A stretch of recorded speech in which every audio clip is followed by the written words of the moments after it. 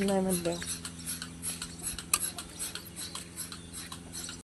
तर नमस्कार सर्वांना, शुभ सकाळ. बघा सकाळची वेळ आहे, 8:30 वाजलेत सकाळचे. आतापर्यंत ह्यांचे झाडलोटी धारा सगळे काही कामं ह्यांचे झालेले आहेत. तर त्याचा व्हिडिओ मी पुढं शूट केलेलाच आहे, पुढं जुळते. तर शेवटपर्यंत व्हिडिओ बघा. तर कसं असतं म्हणजे आपण खरंच आज इतकं बेकार वाटतंय का नाही, कारण आत्तापर्यंत असं कधी झालं पण नव्हतं बरं का आपल्या गोट्यावर.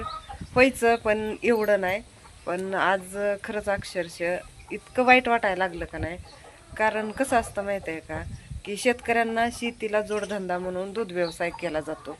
आणि प्रत्येक म्हणजे बरेच शेतकरी असे आहेत की दूध व्यवसाय शेतीला जोडधंदा म्हणून करतात. कारण कसं असतं की दूध व्यवसायामध्ये 4 रुपये फायदा पण असतो. शिवाय आपलं शेणखत शेतीसाठी घरचं होतं, ह्याच्यासाठी धडपडत असतात. आणि तुम्हाला माहितीच आहे की पाऊस आला काही असलं म्हणजे पडत्या पावसात म्हणलं तरी ह्या जित्राबांसाठी वैरण आपल्याला शेतातून आणावं लागते, चिखलातून धरपडून पुट्टी करायची, त्यांना खायला घालायची. कारण आपण ह्यांना उपाशी तर ठेवू शकत नाही पाऊस पाणी आलं तरी.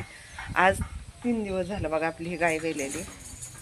तर तुम्हाला माहितीच, आपण 3 नवीन आणले ते, आणि तिघी पण वेल्यात. हो का, इथं 2 कालवडी येत्या आणि त्या साईडला एक कालवड बांधलेली, हिची कालवड त्या साईडला बांधलेली. तर विषय असा झाला की आज 3रा दिवस आहे वेलेली, आणि वेळेच्या अगोदरच तिला दगडी झालेली. पण आता तुम्हाला माहिती, गाई वेळा झाल्यावर तिची कास मोठी दिसती, त्याच्यामुळं जोपर्यंत ती वेत नाही तोपर्यंत आपल्याला काय माहीत नसतं. आता तुम्हाला व्यवस्थित समोरच्या कॅमेऱ्याने दाखवते.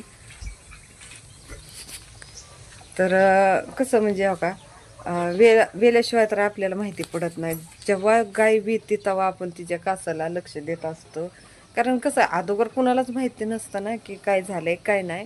तर आपल्याला ही गाय बसलेली 75,000ला आणायला, आणि जवळपास आपला आत्तापर्यंतचा खर्च तिचा झालेला आहे बघा 3 दिवसाचा खर्च झालेला आहे 5,000 रुपये.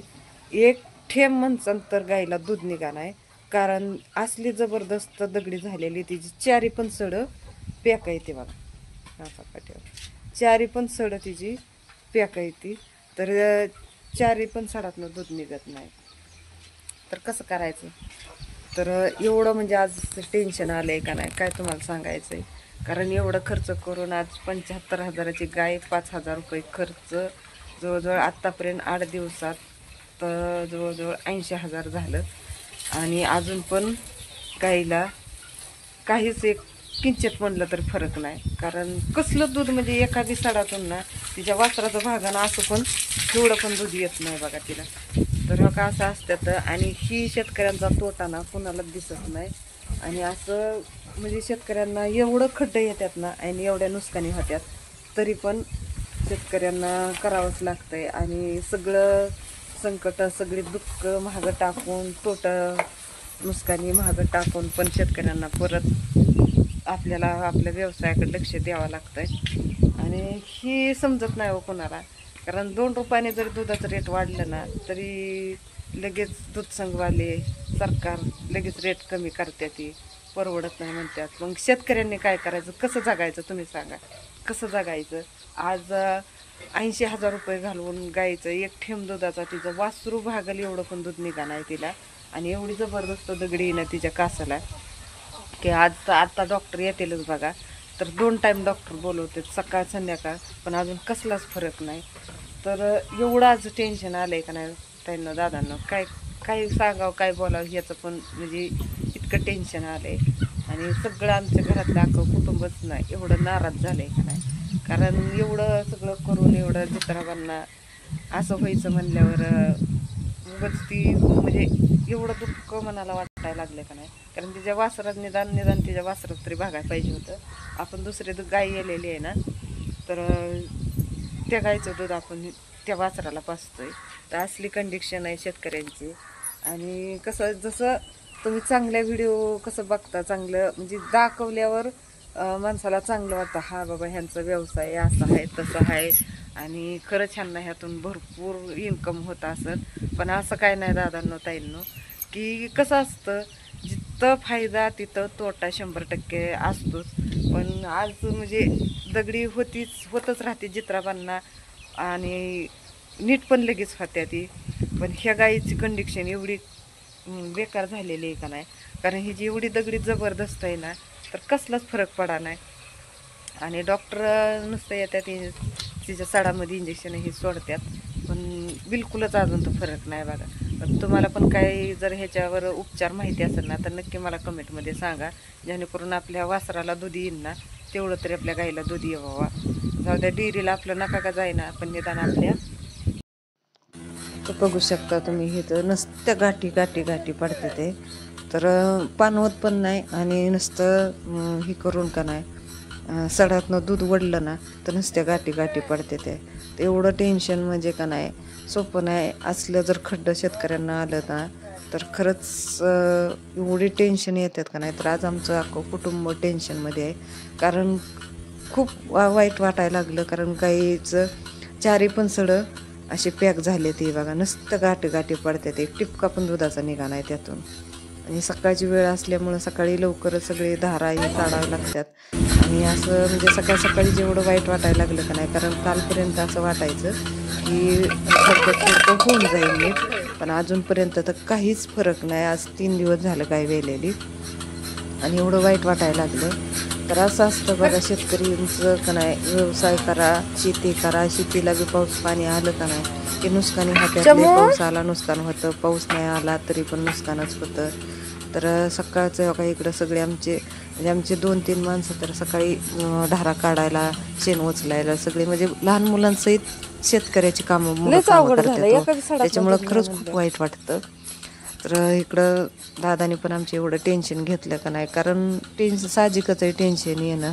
एवढं करून पण जर असं जर नुकसान झाले तर काय करायचं असं वाटतं ना.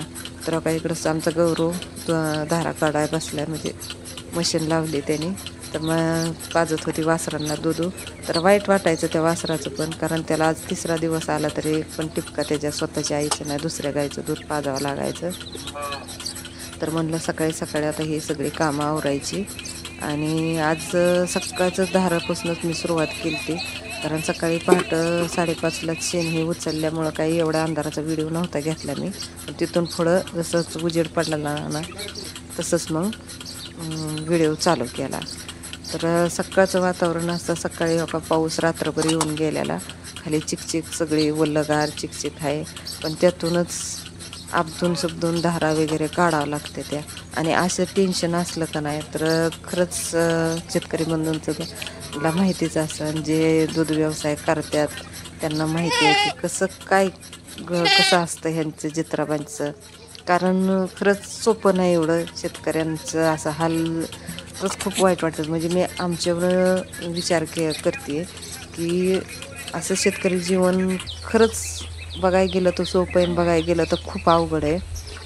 तर दादाने आज तर गायांना दांडकच काढून उभा राहिला होता, कारण एवढा तो पण संतापला होता ना की एवढं करून पण असं घडायचं म्हणल्यावर. आणि त्यात गोट्यात दाटी असल्यामुळं गाया काय करते त्या की एका मिठीच्या कुंडीकडे फिरते त्या आणि शेण टाकतात. त्याच्यामुळं आज सगळीच टेन्शनमध्ये होती. एवढा दादा तर आज बोलायलाच पुढं, म्हणजे त्याच्यामुळं मी रेकॉर्डिंग टाकायला लागली, कारण बोलाय पण भीती वाटायला लागली. कारण एवढं टेन्शनमध्ये असल्यामुळं का नाही, तर काय बोलावं ते पण कळत नव्हतं.